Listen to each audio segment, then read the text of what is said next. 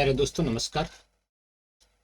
और सभी भाइयों और बहनों का हार्दिक अभिवादन और उनको सप्रेम नमस्ते नमस्कार।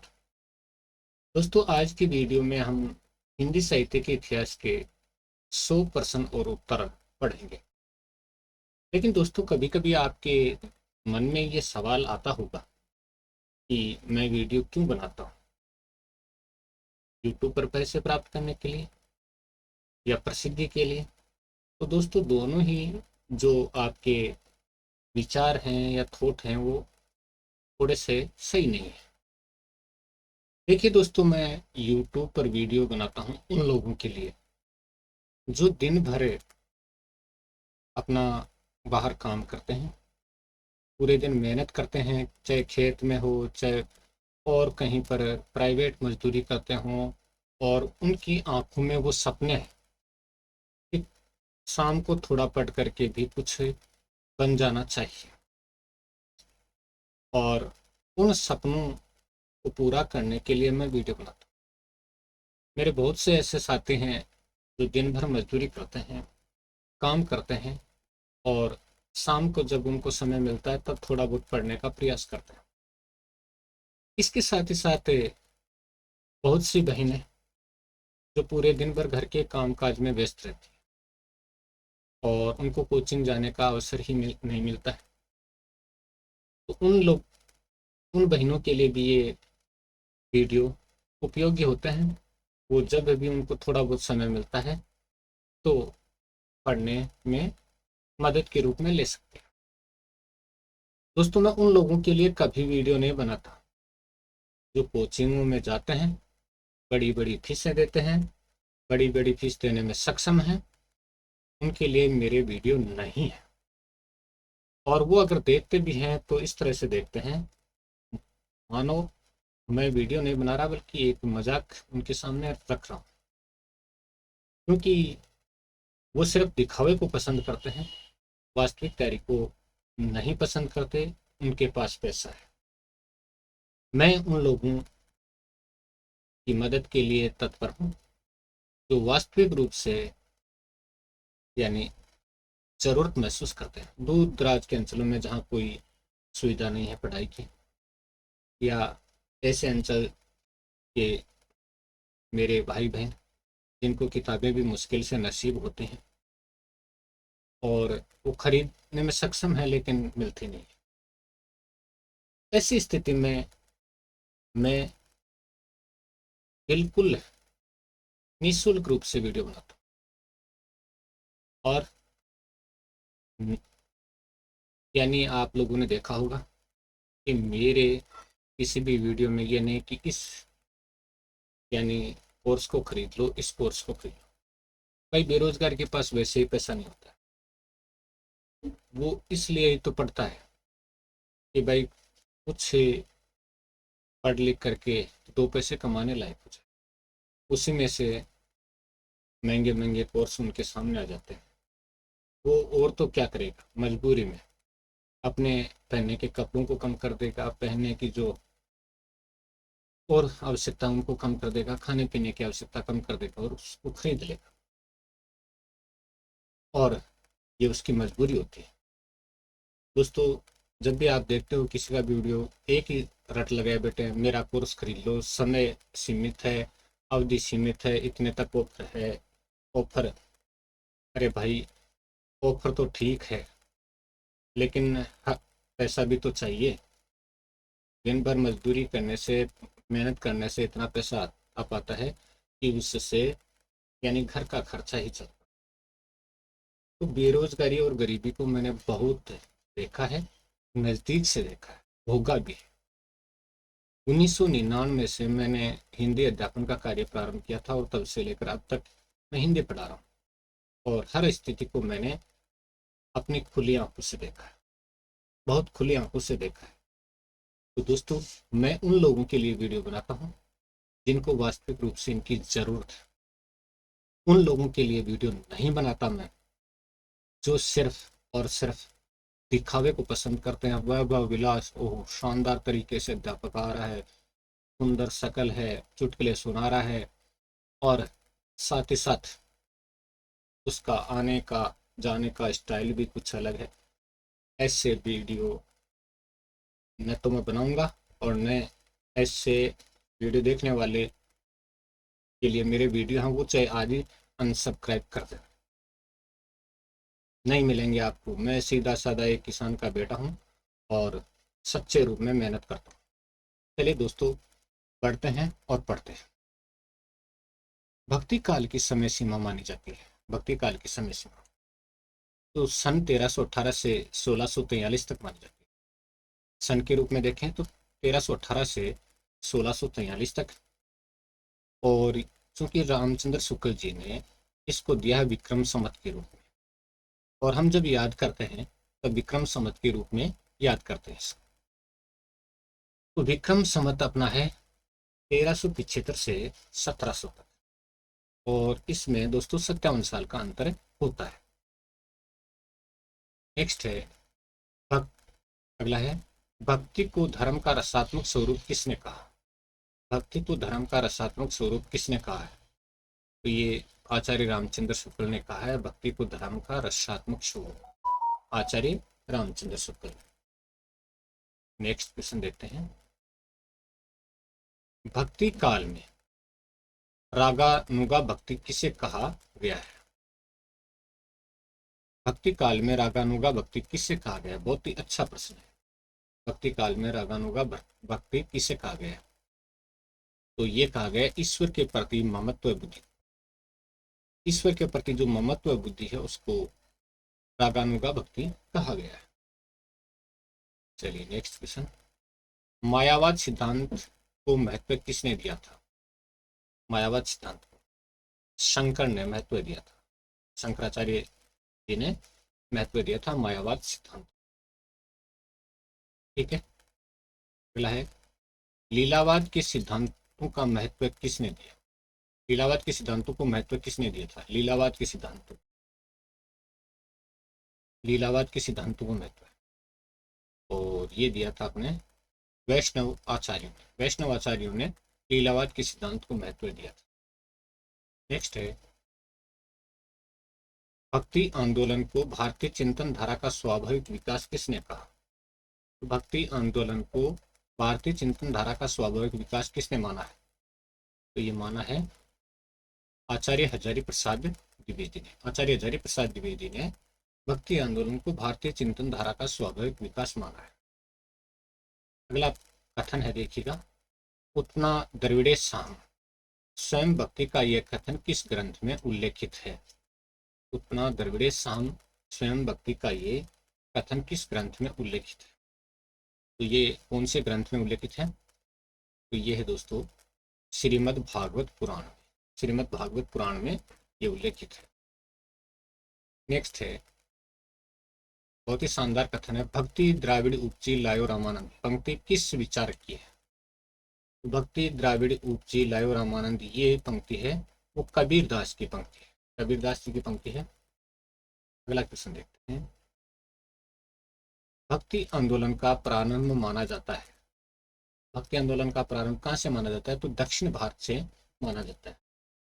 ऐसा माना जाता है कि भक्ति है वो दक्षिण भारत से उत्तर भारत की तरफ आई थी। ठीक है। अगला क्वेश्चन देखते हैं। देखिए थोड़ा सा है, वैष्णव के 4 संप्रदाय कौन कौन से थे? तो वैष्णव के 4 संप्रदाय हैं वो कौन कौन से थे? देखिए, रामानुज संप्रदाय, मध्व संप्रदाय, निम्बर्क संप्रदाय और विष्णु स्वामी संप्रदाय। ये वैष्णव के 4 संप्रदाय थे। ठीक है। रामानुज संप्रदाय, मध्व संप्रदाय, निम्बर्क संप्रदाय और विष्णु स्वामी संप्रदाय।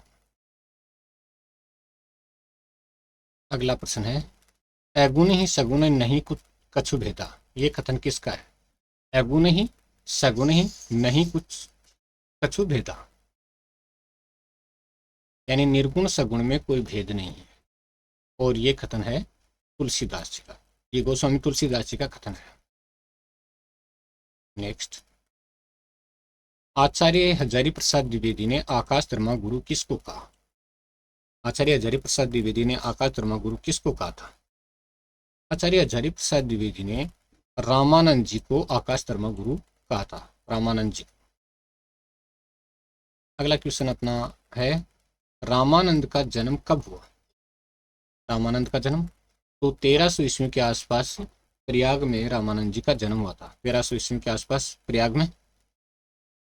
नेक्स्ट क्वेश्चन, रामानंद के गुरु का क्या नाम था? रामानंद के गुरु का नाम राघवानंद था। तो रामानंद जी के गुरु का नाम क्या था? राघवानंद। चलिए नेक्स्ट क्वेश्चन, तुलसीदास के गुरु का क्या नाम था? तुलसीदास जी के गुरु का नाम, तुलसीदास जी के गुरु का नाम नहरियानंद या नरहरिदास था, और इनको शास्त्रों की शिक्षा देने वाले गुरु थे शेष सनातन, शेष सनातन जी। रामानंद के 12 शिष्य कौन कौन से थे? 12 शिष्य कौन कौन से थे? तो 12 शिष्य देख लीजिएगा आप अपने स्क्रीन पर। देखिए, रैदास, कबीर, सेना, धन्ना, पीपा, भवानंद, सुखानंद, अनंतानंद और सुरसरानंद, सुरसरानंद और नहरियानंद और पद्मावती और सुरसरी। ये पद्मावती और सुरसरी ये दो, और देखिए रैदास, कबीर, सेना, धन्ना, पीपा, भवानंद, सुखानंद, अनंतानंद, सुरसरानंद, नहरियानंद, पद्मावती और सुरसरी, ये रामानंद जी के 12 शिष्य थे, जिनमें 2 शिष्य थे। ठीक है, चलिए आगे बढ़ते हैं। पद्मावती और सुरसरी का उल्लेख किस ग्रंथ में मिलता है?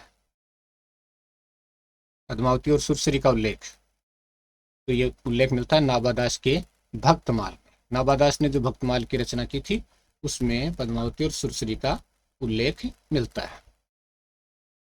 नेक्स्ट क्वेश्चन, चलिए बहुत थोड़ा सा ज्यादा चला गया। रामचरितमानस की भाषा कौन सी है? अवधी भाषा है। रामचरितमानस की भाषा कौन सी? अवधी भाषा है। जायसी के पद्मावत की भाषा कौन सी है? जायसी का जो प्रसिद्ध ग्रंथ है पद्मावत, उसकी भाषा कौन सी है? तो पद्मावत की भाषा दोस्तों आप जानते हैं कौन सी है? अवधी है। तो उनकी अवधि है रामचरितमानस की और पद्मावत। चलिए, आचार्य रामचंद्र शुक्ल ने निर्गुण काव्य धारा को कितने भागों में बांटा था? आचार्य रामचंद्र शुक्ल ने निर्गुण काव्य धारा को कितने भागों में बांटा था? ठीक है, तो देखिएगा 2 भागों में, ज्ञानाश्री और प्रेमाश्री भाग। एक ज्ञानाश्री शाखा और दूसरी प्रेमाश्री शाखा। ठीक है, और सगुण को बांटा था कृष्ण भक्ति काव्य धारा और राम भक्ति काव्य धारा। सगुण भक्ति काव्य धारा को कितने भागों में बांटा गया है? सगुण भक्ति काव्य धारा, सगुण भक्ति काव्य धारा को 2 भागों में, राम भक्ति काव्य धारा और कृष्ण भक्ति काव्य धारा 2 भागों में बांटा गया है। अगला क्वेश्चन है, और अब ये जो क्वेश्चन है वो सारे मिले जुले क्वेश्चन है। इतने तो भक्ति काल के ही थे, लेकिन अब जो क्वेश्चन है वो मिले जुले क्वेश्चन है। संत दादूदयाल भक्ति काल की किस शाखा के कवि हैं? यानी कौन सी शाखा के कवि हैं? संत दादूदयाल भक्ति काल की किस शाखा के कवि हैं? बहुत ही शानदार प्रश्न है, और ये निर्गुण भक्ति शाखा के कवि हैं। निर्गुण भक्ति शाखा के कवि माने जाते हैं दादूदयाल जी। अगला क्वेश्चन, रीति काल के किस कवि ने वीर से संबंधित रचनाएं लिखी? तो रीति काल का ऐसा कौन सा कवि था जिसने वीर से संबंधित रचनाएं लिखी? तो वो कवि थे भूषण, वीरस के कवि भूषण थे। चलिए अगला क्वेश्चन, कवितावली के रचयिता का नाम बताइए। तो ये बहुत ही सरल सा प्रश्न आपके सामने है। गोस्वामी तुलसीदास की रचना है कवितावली। तो कवितावली की रचना किसने की? गोस्वामी तुलसीदास जी। नेक्स्ट क्वेश्चन, रीतिसिद्ध काव्य धारा के प्रसिद्ध कवि कौन थे? रीतिसिद्ध काव्य धारा के प्रसिद्ध कवि थे बिहारी। तो रीतिसिद्ध काव्य धारा की अगर प्रसिद्ध कवि की बात की जाए तो बिहारी थे। नेक्स्ट क्वेश्चन, गणानंद किस काव्यधारा के कवि है? गणानंद कौन सी काव्यधारा के कवि हैं? तो ये रीतिमुक्त काव्यधारा के कवि हैं गणानंद, रीतिमुक्त हैं। ठीक है जी। नेक्स्ट क्वेश्चन की तरफ बढ़ते हैं। आधुनिक काल में लिखा गया खड़ी बोली का प्रथम महाकाव्य कौन सा है? बहुत ही शानदार क्वेश्चन है, आपकी स्क्रीन पर याद कर लीजिएगा। आधुनिक काल में लिखा गया खड़ी बोली का प्रथम महाकाव्य कौन सा है? तो इसका उत्तर है दोस्तों प्रिय प्रवास। प्रिय प्रवास है। नेक्स्ट क्वेश्चन है, साकेत के रचनाकार का नाम बताइए। और ये महाकाव्य है दोस्तों, और इसके रचनाकार मैथिलीशरण गुप्त जी हैं। साकेत के रचनाकार कौन है? मैथिलीशरण गुप्त जी। अगला क्वेश्चन आपके सामने, और ये प्रश्न कई बार परीक्षाओं में पूछा गया है, तो देखिएगा। छायावाद को स्थूल के प्रति सूक्ष्म का विद्रोह किस आलोचक ने कहा है? छायावाद को स्थूल के प्रति सूक्ष्म का विद्रोह किस आलोचक ने कहा है? तो इसका उत्तर है डॉक्टर नगेंद्र ने। डॉक्टर नगेंद्र ने छायावाद को स्थूल के प्रति सूक्ष्म का विद्रोह कहा है। नेक्स्ट है, कामायनी में किस दर्शन की अभिव्यक्ति हुई है? कामायनी में कौन से दर्शन की अभिव्यक्ति हुई है? तो इसका उत्तर है शैव दर्शन की अभिव्यक्ति हुई है। शैव दर्शन यानी शिव जी का जो दार्शनिक सिद्धांत है वो, शिव पंथ के मानने वालों का। भ्रमर गीत के रचनाकार का नाम बताइए। सबसे सिंपल प्रश्न है, भ्रमर गीत के रचनाकार का नाम, और इसके रचनाकार आप जानते हैं सूरदास जी हैं। ठीक है जी। आदिकाल को आदिकाल नाम किसने दिया? बहुत ही अच्छा प्रश्न है, सरल भी प्रश्न है। आदिकाल को आदिकाल नाम किसने दिया? तो आदिकाल को आदिकाल नाम देने वाले कौन थे? चलिए उत्तर देख लेते हैं। आचार्य जरी प्रसाद द्विवेदी ने आदिकाल को आदिकाल नाम दिया था। ठीक है जी, आगे बढ़ते हैं। हिंदी का प्रथम कवि किसे माना गया है? हालांकि अलग अलग विचारकों ने अलग अलग अपने अपने मत दिए हैं, लेकिन सर्व थोड़ी सी सहमति जिन पर बनी है उनका नाम है वह सरप्पा। तो सबसे ज़्यादा सरप्पा को माना जाता है। हालांकि साहित्यकारों ने अलग अलग अपने अपने विचार दिए हैं, जिनको हमने बहुत से वीडियो में देखा है। इस कवि को मैथिल कोकिल कहा गया है। विद्यापति को मैथिल कोकिल कहा गया है। मैथिल कोकिल विद्यापति को कहा जाता है। सैरापाद की सर्वाधिक प्रसिद्ध रचना कौन सी है? तो सैरापाद की प्रसिद्ध जो रचना है उसका नाम है दोहाकोश। दोहाकोश है। हिंदी साहित्य के किस काल को हिंदी साहित्य का स्वर्ण युग कहा जाता है? यानी हिंदी साहित्य का कौन सा काल है जिसको हिंदी साहित्य का स्वर्ण युग कहा जाता है? तो ये भक्ति काल को कहा जाता है। दोस्तों कमेंट करके बताइए कि ये भक्ति काल को स्वर्ण युग किसने कहा था? आप लोगों ने पढ़ा है तो। चलिए, रामचरितमानस की रचना किसने की? बहुत ही शानदार सरल सा क्वेश्चन है। तुलसीदास जी ने की थी और हर घर में पढ़ी जाने वाली रचना है। आचार्य रामचंद्र शुक्ल ने उत्तर मध्यकाल को कौन सा नाम दिया? आचार्य रामचंद्र शुक्ल ने उत्तर मध्यकाल, आचार्य रामचंद्र शुक्ल ने उत्तर मध्यकाल को जो नाम दिया था उसका नाम है रीतिकाल। उत्तर मध्यकाल को उन्होंने रीतिकाल नाम दिया था। दोहरा नामकरण किया था ना आचार्य रामचंद्र शुक्ल ने। चलिए, रीतिकाल को काव्य की दृष्टि से कितने भागों में बांटा गया है? रीतिकाल को काव्य की दृष्टि से कितने भागों में बांटा गया है? तो रीतिकाल को काव्य की दृष्टि से 3 भागों में बांटा गया है। 3 भागों के अंदर रीतिकाल को बांटा गया है। अगला, पुष्प की अभिलाषा कविता के कवि कौन है? माखनलाल चतुर्वेदी की बहुत ही प्रसिद्ध से प्रसिद्ध कविता है पुष्प की अभिलाषा। चलिए, सरोज समृति नामक लंबी कविता के रचनाकार का नाम बताइए। सरोज समृति नामक लंबी कविता के रचनाकार, तो दोस्तों नीरालाल जी की रचना है सरोज समृति। तो नीरालाल जी की रचना है, लंबी कविता है और उनकी पुत्री की स्मृतियों पर आधारित है। अगला प्रश्न बहुत ही शानदार है। सरस्वती पत्रिका ने निराला की किस रचना को अस्वीकृत कर दिया था?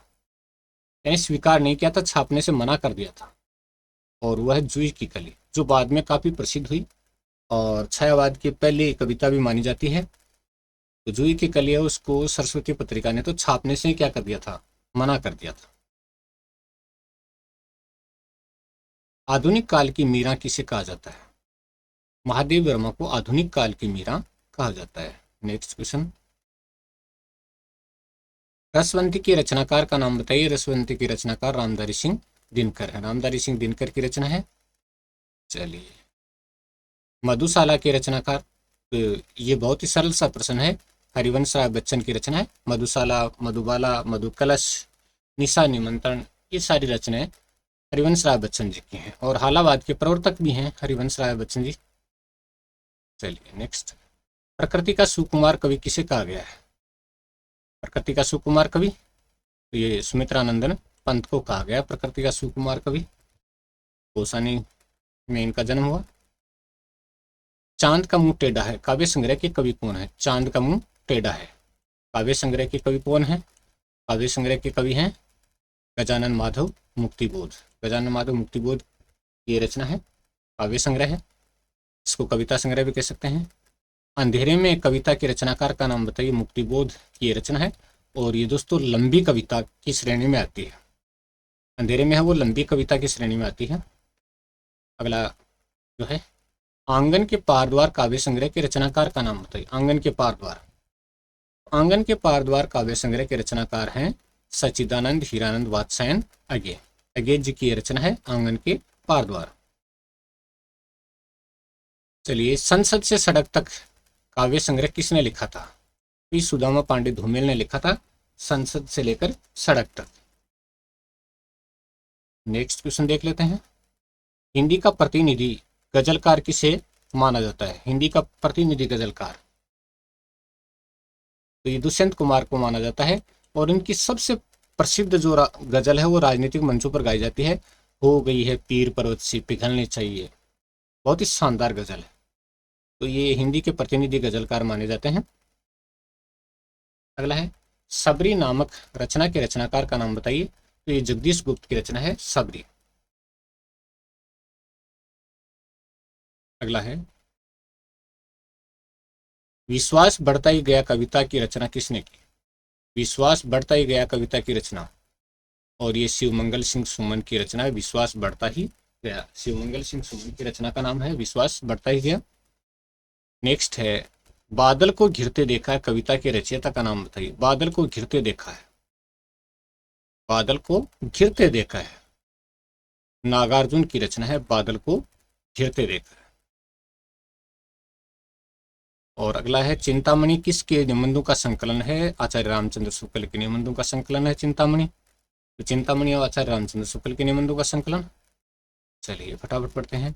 आंगन का पंछी और बंजारा मन निबंध संग्रह के लेखक का नाम बताइए। आंगन का पंछी और बंजारा मन निबंध संग्रह के लेखक का नाम, तो ये विद्यानिवास मिश्र का निबंध संग्रह है आंगन का पंछी और बंजारा मन।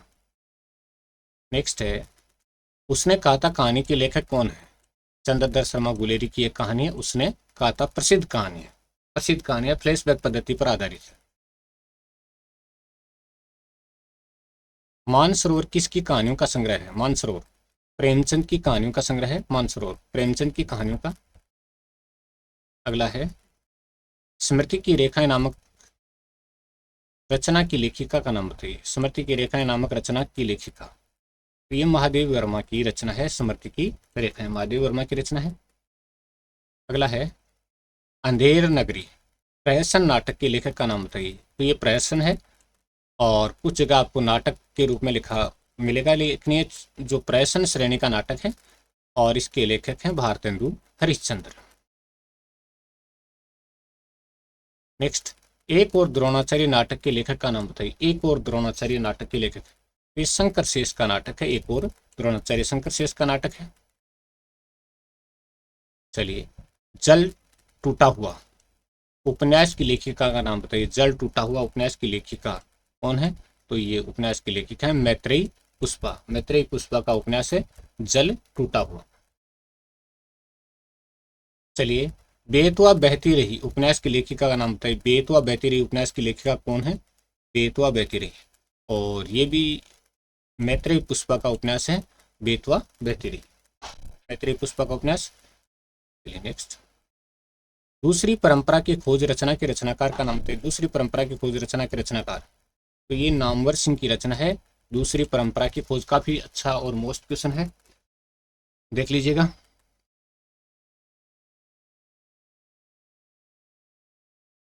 अगला क्वेश्चन है अपना परमाल रासु के रचनाकार का नाम बताइए। परमाल रासु के रचनाकार, तो ये जगन्निक की रचना है परमाल रासु। तो परमाल रासु किसकी रचना है? जगन्निक की। हिंदी साहित्य के आदिकाल को सिद्ध सामंत काल किसने कहा? तो हिंदी साहित्य का आदिकाल है उसको सिद्ध सामंत काल कहने वाले कौन थे? राहुल शंकरत्यान ने हिंदी साहित्य के आदिकाल को सिद्ध सामंत काल कहा था।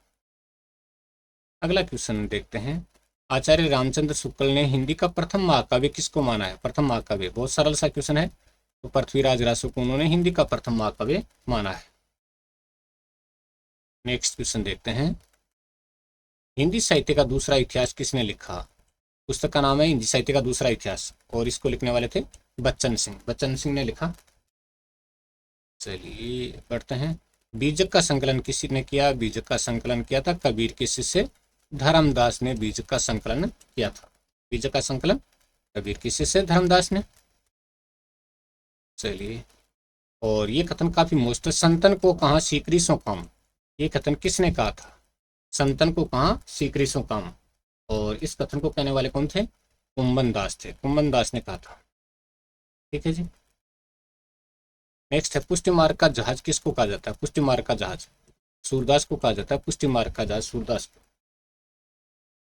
अगला क्वेश्चन, विश्वनाथ प्रसाद मिश्र ने रीतिकाल का क्या नाम दिया? विश्वनाथ प्रसाद मिश्र ने, देखिए विश्वनाथ प्रसाद मिश्र ने रीतिकाल को क्या नाम दिया था? तो इन्होंने अलंकृत काल नाम दिया था। और एक और थे जिन्होंने अलंकृत काल नाम दिया था, वो थे मिश्र बंधु। तो रीतिकाल को विश्वनाथ प्रसाद मिश्र ने अलंकृत काल नाम दिया और मिश्र बंधु ने भी रीतिकाल को अलंकृत काल नाम दिया था, लेकिन उनके भेद दो किए थे। रामचंद्रिका की रचना किसने की? केशवदास ने रामचंद्रिका की रचना की थी। अगला है, पद्माकर रीतिकाल की किस काव्य धारा के कवि हैं? पद्माकर रीतिकाल की कौन सी काव्य धारा के कवि हैं? तो ये रीतिबद्ध काव्य धारा के कवि हैं। रीतिबद्ध काव्य धारा के। अगला, एक भारतीय आत्मा के नाम से कौन से कवि प्रसिद्ध थे? एक भारतीय आत्मा के नाम से कौन से कवि प्रसिद्ध थे? कौन से कवि प्रसिद्ध थे? तो ये थे माखनलाल चतुर्वेदी। माखनलाल चतुर्वेदी थे एक भारतीय आत्मा के नाम से प्रसिद्ध थे। अगला, जयशंकर प्रसाद कवि थे। बहुत ही सिंपल सा क्वेश्चन है। छायावादी कवि थे। छायावादी कवि थे जयशंकर प्रसाद। ठीक है। नेक्स्ट, हालावाद का प्रवर्तन किसने किया? हालावाद का प्रवर्तन करने वाले कौन थे? हालावाद का प्रवर्तन हरिवंश राय बच्चन ने हालावाद का प्रवर्तन किया था। हरिवंश राय बच्चन ने। नेक्स्ट क्वेश्चन, भारत में प्रगतिशील लेखक संघ की स्थापना कब हुई? भारत में प्रगतिशील लेखक संघ की स्थापना विदेशों में 1935 में, भारत में 1936 में हुई थी। चलिए नेक्स्ट, प्रगतिवाद किस दर्शन से प्रभावित है? मार्क्सवाद से प्रभावित है प्रगतिवाद, मार्क्सवाद से। प्रयोगवादी काव्यधारा का प्रारंभ माना जाता है तार सप्तक से। तार सप्तक से, और तार सप्तक, फिर दूसरा सप्तक, तीसरा सप्तक, चौथा सप्तक। अंधायुग किसकी रचना है? अंधायुग धर्मवीर भारती की रचना है और काव्य नाटक के रूप में देख सकते हैं। काव्य नाटक है ये, ठीक है ना, काव्य नाटक है। पहले इसको रेडियो नाटक के रूप में लिखा गया था। महाभारत की किताब पर आधारित है ये। शेखर एक जीवनी उपन्यास के लेखक का नाम बताइए। शेखर एक जीवनी उपन्यास के लेखक, तो शेखर एक जीवनी उपन्यास के लेखक कौन है? तो ये हैं सच्चिदानंद हीरानंद वात्स्यायन अगे। अगे जी का उपन्यास है। अगला क्वेश्चन देखते हैं, पहाड़ पर लालटेन किसका काव्य संग्रह है? सेकंड ग्रेड में पूछा गया था, RPSC second grade. Manglesh Dabral का है। कई किताबों में इसको उदय प्रकाश का लेखक का है। किताबों में अगर आप देखोगे तो उदय प्रकाश का लेखक का, और ये मंगलेश डबराल का है। और यहाँ आपको ध्यान, आरपीएससी हो चाहे कोई भी आयोग, वो ऐसे प्रश्नों को ज्यादा पूछती है जिनमें कंफ्यूज हो, यानी इसका उत्तर ये है या वो है, वो प्रश्न ज्यादा पूछते हैं। और विशेष तौर से किताबों में गलत है उसको तो पूछा ही पूछा जाता है। साय में धूप गजल संग्रह के लेखक का नाम थे। साय में धूप गजल संग्रह के लेखक का नाम दुष्यंत कुमार का ये गजल संग्रह साय में धूप। चलिए, पगडंडियों का जमाना व्यंग्य रचना के रचनाकार का नाम थे। पगडंडियों का जमाना व्यंग्य रचना के रचनाकार, तो ये हरिशंकर परसाई की रचना है पगडंडियों का जमाना। हरिशंकर परसाई की रचना। समांतर कहानी के प्रवर्तक कौन थे? कमलेश्वर थे। समांतर कहानी के प्रवर्तक किसको माना जाता है? कमलेश्वर। अगला क्वेश्चन है, बंग महिला की प्रसिद्ध कहानी का नाम बताइए। दुलाई वाली, और इनका मूल नाम था राजेंद्र बाला घोष। नेक्स्ट, आठवां सर्ग नाटक के रचनाकार का नाम बताइए। आठवां सर्ग नाटक के रचनाकार, ये सुरेंद्र वर्मा का नाटक है आठवां सर्ग। आठवां सर्ग नाटक के रचनाकार कौन है? सुरेंद्र वर्मा। और बकरी नाटक के नाटककार का नाम बताइए। बकरी, सर्वेश्वर दयाल सक्सेना का नाटक है बकरी। तो बकरी नाटक के नाटककार कौन है? सर्वेश्वर दयाल सक्सेना। नेक्स्ट क्वेश्चन, हिंदी का पहला उपन्यास किसको माना जाता है? हिंदी का पहला उपन्यास किसको माना जाता है? तो हिंदी का पहला उपन्यास माना जाता है परीक्षा गुरु। परीक्षा गुरु को। और त्यागपत्र उपन्यास के लेखक का नाम बताइए। जैनेन्द्र कुमार का उपन्यास है त्यागपत्र। त्यागपत्र उपन्यास के लेखक कौन है? जैनेन्द्र कुमार। नेक्स्ट है, रुको की नई राधिका रचना की रचनाकार का नाम बताइए। रुको की नई राधिका रचना की रचनाकार, तो रचनाकार है उषा प्रियबंदा। उषा प्रियबंदा की रचना है रुको की नई राधिका। नेक्स्ट क्वेश्चन, चाक रचना के रचनाकार का नाम, तो ये रचना का नाम है चाक, और ये मैत्रेयी पुष्पा की रचना है चौक। चौक रचना किसकी है? मैत्रेयी पुष्पा की रचना है। अगला क्वेश्चन देखते हैं, निराला की साहित्य साधना रचना के रचनाकार का नाम बताइए। निराला की साहित्य साधना रचना के रचनाकार का नाम बताना है। तो ये रचना रामविलास शर्मा की रचना है। रामविलास शर्मा की। चलिए जी, हिंदी के पहले आत्मकथा लेख, हिंदी का पहला आत्मकथा लेखक किसको माना जाता है? तो हिंदी के पहले आत्मकथा लेखक के रूप में किसको माना जाता है? तो ये माना जाता है बनारसी दास जैन को। ठीक है जी। और बिल्लेश्वर बकरिया किस लेखक का संस्मरण रेखा चित्र है? बिल्लेश्वर बकरिया किस लेखक का संस्मरण रेखा चित्र है? यहाँ पर आप सोचोगे कि उपन्यास भी कह सकते हैं और क्या कह सकते हैं, तो ध्यान रखिएगा, ये संस्मरण रेखा चित्र विधा में लिखी गई रचना है। और ये निराला जी क्या है? निराला जी का।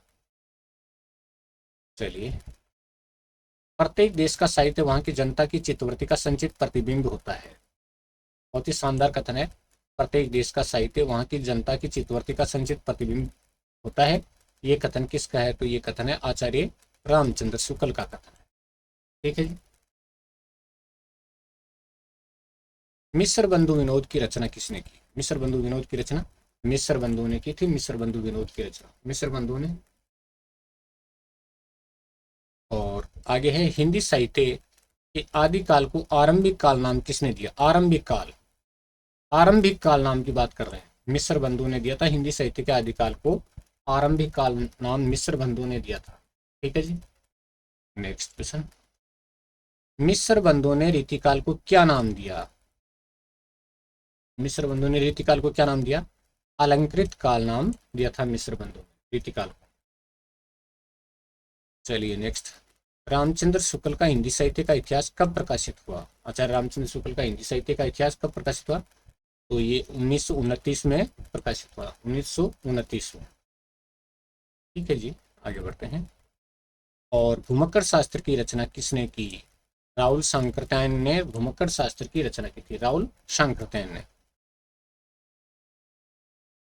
और आज की वीडियो का जो अंतिम प्रश्न, हिंदी साहित्य का आदिकाल नामक ग्रंथ की रचना किसने की? हिंदी साहित्य का आदिकाल नामक ग्रंथ की रचना करने वाले कौन थे? तो ये थे आचार्य हजारी प्रसाद द्विवेदी। तो दोस्तों, आज की वीडियो में हमने 103 प्रश्न पढ़े। दोस्तों पढ़ते रहिए, एंजॉय करते रहिएगा और बड़ी मस्ती के साथ तैयारी कीजिएगा।